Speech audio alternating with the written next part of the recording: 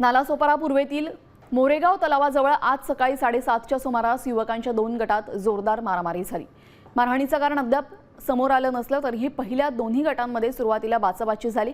त्यानंतर या वादाचं रूपांतर हाणामारीत झालं। तब्बल 15 ते 20 मिनिटं हा प्रकार सुरू होता। सकाळची वेळ असल्याने शाळेत जाणारे विद्यार्थी तसेच त्यांचे पालक आणि स्थानिक नागरिक रस्त्यावर थांबून हा प्रकार पाहत होते। स्थानिक नागरिकांनी मध्यस्थी करून दोन्ही गटांना बाजूला केलं। त्यानंतर परिस्थिती शांत करण्यासाठी त्यांनी हस्तक्षेप केला।